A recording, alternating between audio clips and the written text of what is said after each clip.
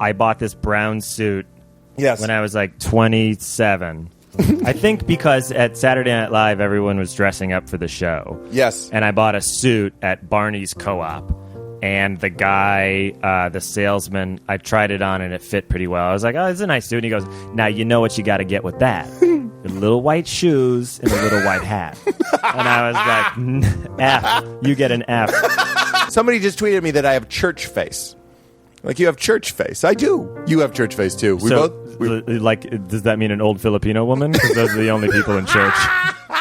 And then eventually you just get the text that is like, maybe we should just meet at home. I'm sorry this ran so late on my fucking birthday. You know what I mean? I'm sorry a drinks with friends ran so late. Exactly. That's insane. An elective activity ran late. That's a ballsy lie. That is a ballsy lie. And though what it is what's happening in that moment, and I've never cheated in my life, but what is happening is the guilt, the telltale heart of what she's up to. It's too painful. She couldn't see me. You know what I'm saying? Yeah. She couldn't fake it. Some days you can fake it and meet your spouse and you're fucking some tiny Italian man. Some little Italian pistol starter.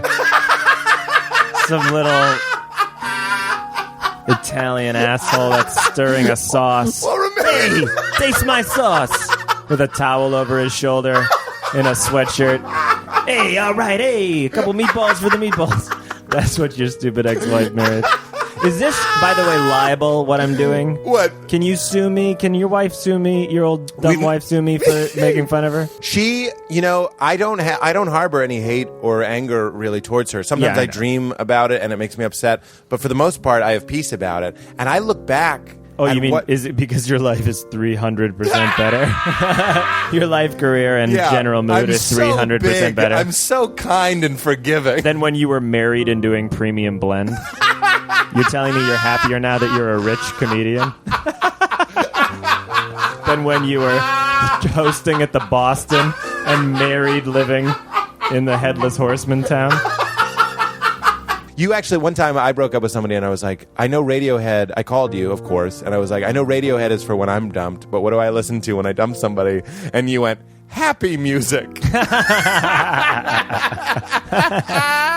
I was like, oh yeah. Yeah, that's what like anthem rock is for. Because it's just pure ego that you just broke up with someone and you hurt someone else, but you're acting like it was a good step for you. Yeah. Right. All you did was make someone sad. Purely selfish. And you act like you did something great. Because when you're starting, it's like, who are going to be your coworkers? Right. You know what I mean?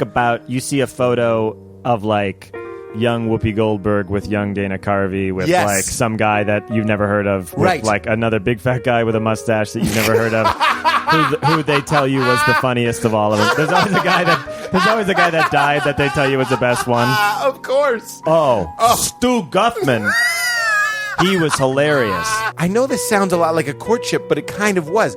We didn't know each other. I don't mean romantic. Your face. I didn't. I know. What if you meant romantic? Yeah, I wouldn't fucking care. I wouldn't be like, whoa, excuse me, bro. So this is like 2005. Yes. And we'd be in like, Nashville, Columbus, Idaho, anywhere. And there would be all these fans, and they would come up to him. And the bit I would always do is like, because he had that joke about like, the cracker joke. Cracker, please. Yes. Okay. So people would come up to him and be like, it was like, hey man, I'm the original cracker. And he'd be like, what? And they go, anyway. Like they would come up to him with their one prepared like line to say that tied into one of his jokes. That's so funny. And then it like they don't make sense. Right. Like, you'd be like, hey man, figured you want to meet the original cracker. And you go like, what'd you say? And they're like, I just love your stand-up. I was remembering this as you said that. When I remember a priest saying, and this is not, I don't mean this in a, I got brainwashed by like Catholic priest sentiment. Sure. I mean this in that like it stuck with me. I was a little older. I was probably in high school, and I remember it more like ruminating on it as like interesting advice. Right. And he was like, everyone is saying now that you shouldn't be uptight about sex. Like you can't be uptight about sex. You can't be uptight about sex.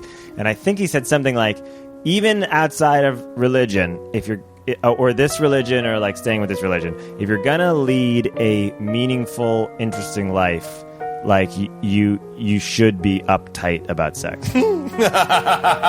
And it just stuck with me. Like, I'm not saying I agree with that. Yeah. But it stuck with me as like, okay, that's something you should make careful decisions about. Right. If you're going to lead. I didn't say interesting. I think he said meaningful. That you've been People older. have said that a lot. Yeah, that like you're an old soul. Well, you're 29 and we talk. We'll listen to the conversation we're having currently. Right, we talk a lot about big questions and stuff. But I've also learned as I've gotten older that you're only the age you are. What do you mean by that? Like, I'm not wiser than 29. I've only lived 29 years. But you have the temperament of a guy. Like, yeah, I have a specifically temperament. with the It's sex. a temperament, but like at the same time, like, you know, I don't know what's going. I still think like the number of years you're alive, the amount of time you've clocked is important. You told me you were a hermit. Oh, total hermit. And yeah. I remember after my divorce, I said to you, John, what is, or I called you Doonesy. Doonesy, what's Sure. it like to be single? Because I had never been single. And you I looked gave at the me. lamest answer, yeah. But Do you yeah. remember what you said? Yeah. You get a lot of work done. You get a lot of work done. So, I'm John Mulaney. I'm here. I'm John Mulaney. I'm John Mulaney. It's hard to do with when I'm Was actually hearing your voice. watching Lauren. Awful comedian, awful voice. The only thing you really told me about your cocaine use was like you were up, like one day you were like up all night again, and you were just like, I'm not doing this anymore. I'm not going to stay up all night on cocaine again. Yeah, And I you would. decided to I get would clean drink or a lot whatever. and do a lot of drugs and stay up for a long time. See, and, that seems so foreign. Like, I know you very well. You're one of my Right, good friends. no, I know. I never knew you at that time, and it's hard for me to imagine. People say that a lot, but it happened, but it turned off really quickly. Yeah. And that whole side of me turned off very quickly. I still know it's there, but I understand people think I'm like really self-controlled or something. Right. I'd always been interested in drugs from the time I was very young. Really? I don't know, like What does that mean, interested in drugs? I just was like not afraid of them from an early age, and I tried a lot of things from age like 14 to 23. So I just like, I don't know, I just wasn't, or maybe I was a little afraid of something and then I'd try something and nothing bad would happen. Mm-hmm. I never thought like, oh, my heart's gonna stop. And I think a lot of people like my age didn't do things because they thought they would die. Yeah. And I was just like, no, I just knew. I was like, no, you don't die. The doctor I got him from last, I said, I'd like some Xanax. And she straight up didn't say what was it for. She didn't ask any questions. She went, I love Xanax, and wrote the prescription. Asked me how many I wanted and what size. And What doctor is that? That's not even true. JetBlue still fly to LA? I've told you about my embarrassing show business dreams before. I know your embarrassing show business waking state, so I can only imagine what your dreams are like. Well, I told you. It's the recurring dream where I'm at the curtain call of SNL, and everyone's just coming up to me. Bill Hader comes up to me and goes, I love your impressions. You're there. Oh, yeah, Lauren's we've there. talked about the that saddest. insanity. Will you tell me yours? You don't What? have to on mic. My embarrassing show business Yeah, you dream? shared one with me. Oh, really? Yeah. Wait a minute. I don't know what it is. Wait a minute. Shoot. Does it involve someone's like name? Yeah. I don't know. It's Wait. either Johnny Carson or somebody. Johnny Carson. It's somebody like that. This. You told me that your dream was. I thought, you correct me because it's your dream. You're on the set of The Tonight Show. Ugh, this is so embarrassing. And I believe it was Johnny Carson. This is nightmare embarrassing to me. Yeah, I know. I'm so sorry. Because to you, I'll tell you this. Yeah. The same way we'll talk about money. Yeah. Which no one wants to talk about. Yeah. The same way we'll talk about money. This is nightmare embarrassing. This is so much more. Like when you were bringing up sex, I was like, oh crap, now I have to email my parents and tell them not to listen or whatever. Yeah. By the way, can we all stop pretending our demons are embarrassing? Like, they're kind of like, they're great fodder for conversation. They make people like you more. Right. When people see me and I go, like, I used to have troubles, they like me more. Of course. So let's act like, oh, I was a lot of stuff I don't talk about, got a lot of demons. When you haven't done anything, pre any credit, it's constantly uncomfortable. I remember being constantly uncomfortable. Right. I was like, I had high self-esteem, but I was like, it was like frustrating. Yeah. Because you're like, gosh, I'm this big deal. Right. And no one knows. Right. Right. I think it's both. It's really when you're like ambitious and young like that. It's kind of gross because you do feel like everyone should know, and then yes. Yeah. That's one of my favorite Mulaney quotes. I have Mulaney quotes where I was like, there's no better feeling in the world than being at Whiplash and you're in the middle of a joke and it's crushing. And you know, and you said, I believe, in your back pocket, you have the line like a clenched fist. So they're just leaning their chin towards you, and you know you have the line, capital T, capital L, that you're about to smash them in the face with. Hearing you repeat things I might have said, you say them better. Yeah. I probably mumbled my way through that, being like, because I had a tag and a Zoom. And then you phrased it as if I was like, and when I'm up there in my spot, and they come leaning with their chins, and I know, brother, because, brother, you're a fellow comedian. Like I'm Larry Miller. And you just pop them. When you got that line, brother, and you pop them.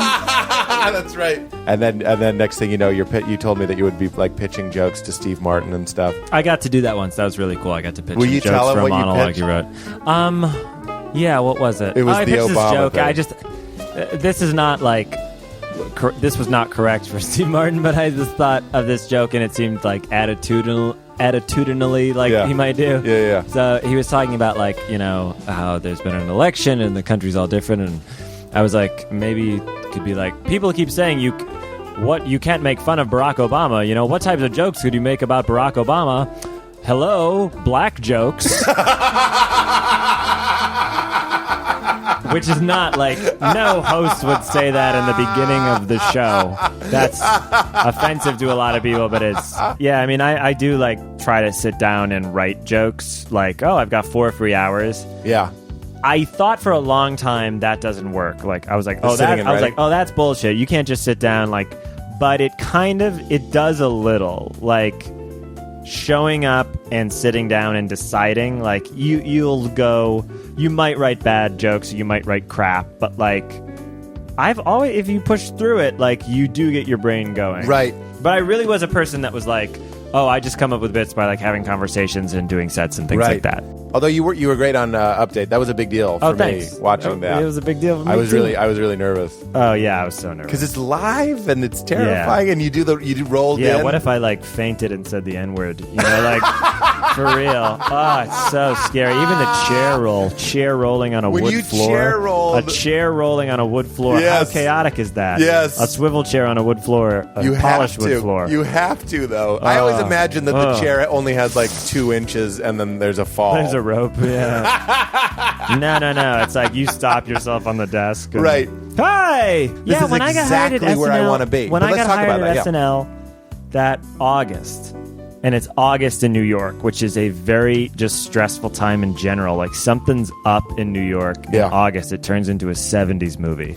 There's like pimps and cops screaming at each other. Like, everything feels like Times Square. It's really like Taxi Driver-ish. Like, people are like, get out of my way, Peckerwood. Like, it's like that type of crazy energy. And I was walking around with like fire. I got a call from Seth Meyers that I'd been hired while I was at dinner with my mom in Chicago.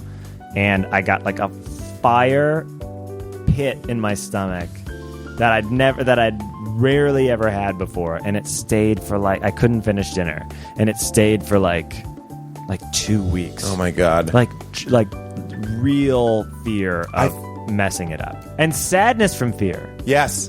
The first time I did Conan O'Brien late night, I was walking right near here. I left this office. It was February 2006.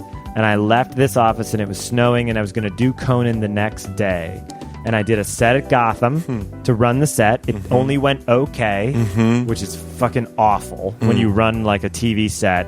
And for whatever reason, it doesn't go well, and then you go like, I'm dead. I'm going to bomb. I'm going to do the same thing on television now. I'm walking around right outside here, and I was like, this is really sad. Like, I was like, I'm 24. I'm going to bomb tomorrow.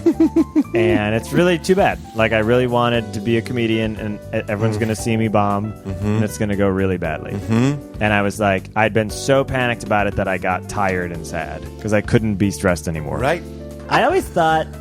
And this is mean, but I always thought a great show at Montreal would be, I think we talked about this, would be Talking Shit.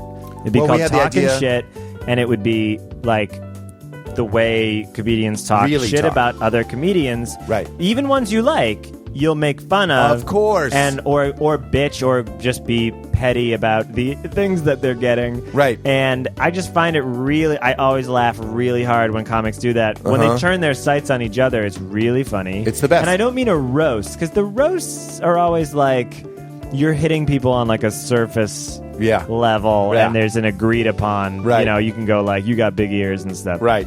But like, I always thought like Montreal, and it would be like an expensive show, like talking shit, and you'd like just name names. Yes. You know, there's always like vague industry bullshit talk, but it's like name names, say people's names.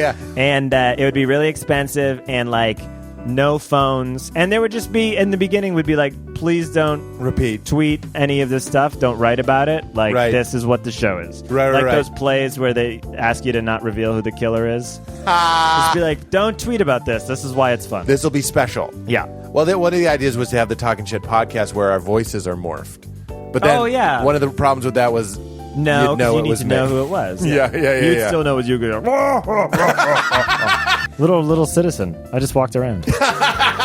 I remember I was telling my girlfriend, I just remembered it all at once. I was like, you know, when I was like 13, remember that movie Home for the Holidays with Holly Hunter? Do you remember that at all? It's like Robert Downey Jr.'s in it. I went to a diner and I had lunch, and then I went and saw that movie alone as a 13-year-old. You were a New Yorker I short was a story. citizen, yeah. I just walked around. The Littlest Gentleman. The Littlest Man. By Steve like Martin. a little divorced man. Went to a diner and was like, more coffee, please, thank you. And then went to see like an okay movie and walked home. You know, that actually... I probably didn't tell anyone I did it. I was probably just like, I it's had not my a day. big deal. Not a big deal. That was my dream. I used to walk to Lexington Center. And there's My nothing. dreams were so weird like that. I wanted to read... A big fantasy of mine was reading a magazine in a diner. You know, I think like there are times when you can be like, you know, if you've ever been completely like terrified or completely in a place of fear or like hate or real anger or real sadness, like that is like hell. That's like what hell is. Like those things exist. They're not just after. Like those things exist simultaneously.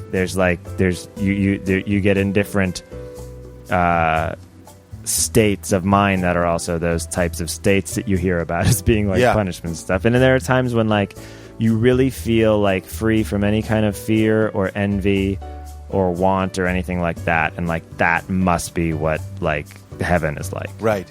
I don't know, you know, like that idea of like I don't believe in anything larger than myself. Like, it's like New York City's larger than you. Right. That has its own energy. Right. This thing, even if it's just all of us together, Right. it's a larger thing, and that there is a real energy created by that. Yeah. I was like, is this... We were eating soup, I We were believe. eating soup, and I was like, you know what? No matter what... we ordered soup, and then they brought like a light butternut squash cold soup. And I was like, huh. And you were like, what? And I was like, no matter what kind of soup I order, I am expecting dark brown liquid that's hot with chunks of vegetables in it. I'm picturing like Progresso lentil soup. No matter what kind of soup I order, I'm always picturing like a big bowl of piping hot soup that's served out of a big like pot. And a ladle and a cauldron. And a ladle, and as you said, piping hot potato that's hotter than the soup itself. That's your line. That's mine? That's your line. Oh, wow. You go, piping hot potato, hotter than the soup. Yeah. No matter what. So if someone's like, our soup today is like a chilled We got lemon chill. lemon chill. Yeah, chill lemon soup. I'd be like, uh-huh. Mm-hmm. And in my head, and they'd be like, it is like, you know, like a chilled lemon soup garnished with like olive oil. I'd be, yeah, I got it. And I'd be picturing like a bubbling brown cauldron of soup with beef and some green beans. So the hilarious bit is, no matter what type of soup you tell me about, I'm picturing like brown liquid with beef floating in it and carrots. Yes. And It's one of those things. I don't think I can't imagine it ever working. I'll never let go of it being one of the truly funny things in the world, because I've yelled it out to you on stage and you've done it, which is not something you're supposed to do. It was like a casual show, and you have obliged, and it doesn't really work. But it's like my pimp line, and it's like those lines where you don't end with the strongest thing. I still think it's hilarious. Well, it's funny. I have this picture of Bobby Kennedy. He's sitting on the stairs. He's sitting on, like a stairwell backstage that leads to where the stage is. He's sitting on a stairwell. It's from 1964. He's sitting on the stairs in a suit holding his speech. He's about to give a speech at the 64 Democratic Convention. His brother, the president, was assassinated in 63. He's barely been seen. The new president, Lyndon Johnson, hates Bobby Kennedy, doesn't want him to steal his thunder during the convention, so he pushes his speech time to a shitty time, also has his room bugged to find out if he's talking about him, and didn't give him a green room, hence why Bobby Kennedy's sitting on this step, sitting on the stairs, like the gangway backstage. And he goes out. So the photo is just him sitting there, and I just think about it a lot, like, you can go through the worst thing in the world, and then people can still treat you with great unkindness, but he didn't evaporate. He sat there, he waited, he's humiliated by the president. His brother died only a few months ago, and he went out and he gave his speech. He got a 19-minute standing ovation when he came out. It's on YouTube. He could not start. 19-minute standing ovation. Really? He could not start. Yeah. But I look at that photo and I'm like, wow, you have no idea. You will not disintegrate. You can survive things. Yeah. Yeah.